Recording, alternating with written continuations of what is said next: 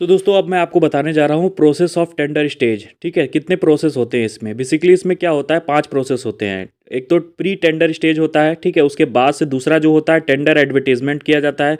तीसरा जो होता है bidding process and closing of tender, ये तीसरा आपका स्टेज है।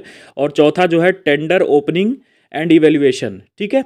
और ये आपका चौथा प्रोसेस है। और इसके अलावा पांचवा जो आपका स्टेज होगा एक तरह का, उसको आप बोलेंगे टेंडर का जो फाइनल सिलेक्शन होता है। मतलब टेंडर का जो भी एग्रीमेंट होता है या फाइनल सिलेक्शन होता है, वो चीज़ आपका पांचवा स्टेप हो गया, ठीक है। तो पहले स्टेप में जो आपका है प्री टेंडर स्टेज, इसमें क्या होता है, ये सारा काम इसमें क्लाइंट करता है। क्लाइंट इसमें क्या करेगा, जो भी उसकी साइट होगी उसका वो डिटेल प्रोजेक्ट रिपोर्ट बनाएगा, डीपीआर बनवाएगा, जिसमें साइट इन्वेस्टिगेशन करवाएगा, उसका क्लाइमेटिक कंडीशन क्या है वो साइट की, और वहाँ पे नेचुरल क्लाइमेटिक रिपोर्ट मतलब बेसिकली उसका बनवाता है। वो साइट अवेलेबिलिटी रिपोर्ट बनाता है, मतलब वहाँ पे एक्सेस जो है वहाँ पे जाने के लिए क्या चीज़ें हैं। बाकी ड्राइंग उसकी बनवाएगा, पूरा आर्किटेक्चरल स्ट्रक्चरल डिज़ाइन करवाएगा उसको।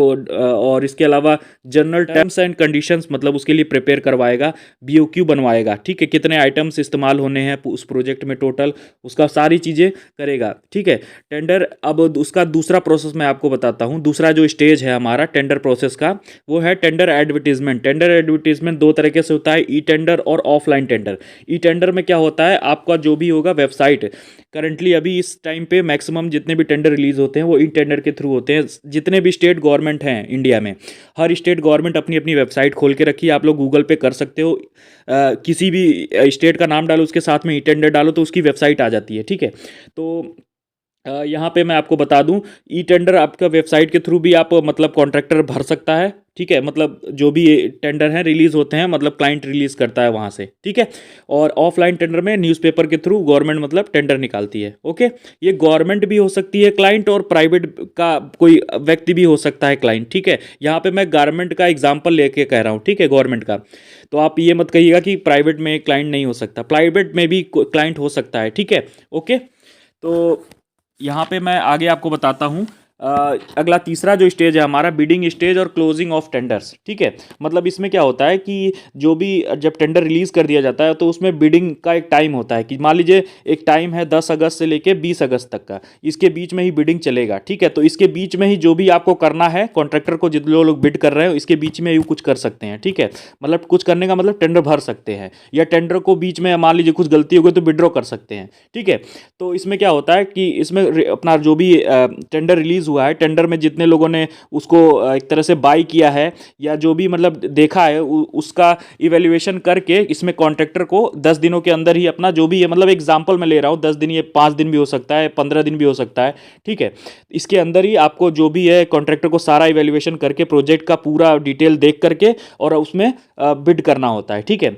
और ये सारी चीज़ें करने के बाद मतलब ये इसमें क्या होता है, बिड कर किया उसने, सारी ड्राइंगों को देख करके एक बीओक्यू प्रिपेयर किया और उसमें बिडिंग किया, ठीक है। उसके बाद क्या होता है, चौथा स्टेज क्या होता है टेंडर ओपनिंग का। इसमें क्या होता है कि इवेल्युएशन होता है कॉन्ट्रैक्टर का और फाइनल सिलेक्शन होता है, ठीक है। तो इसमें बेसिकली जितने भी टेंडर आए उसमें कितना सबका रेट में किसका रेट कम है, मतलब बहुत सी चीज़ें देखी जाती हैं कि उसका जो भी कॉन्ट्रैक्टर का बैकग्राउंड है वो कैसा है, सारी चीज़ देख करके एक फाइनल सिलेक्शन होता है कॉन्ट्रैक्टर का, ठीक है। और जब सिलेक्शन हो जाता है, पांचवा स्टेज में क्या होता है, एग्रीमेंट होता है।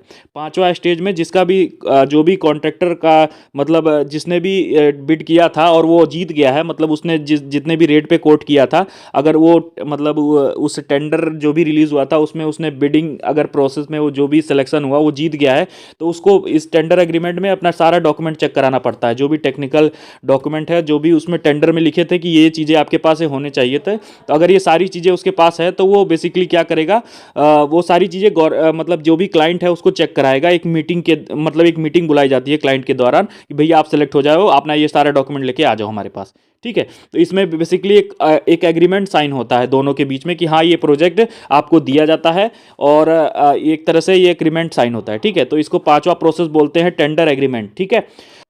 दोस्तों पार्ट 2 में बस इतना ही। और दोस्तों अगली वीडियो में हम जानेंगे जनरल प्रिंसिपल ऑफ टेंडर कितने तरह के होते हैं, वो उसके बेसिस पे कितने तरह के होते हैं, उनका प्रिंसिपल क्या क्या होता है, वो हम थर्ड वीडियो में जानेंगे।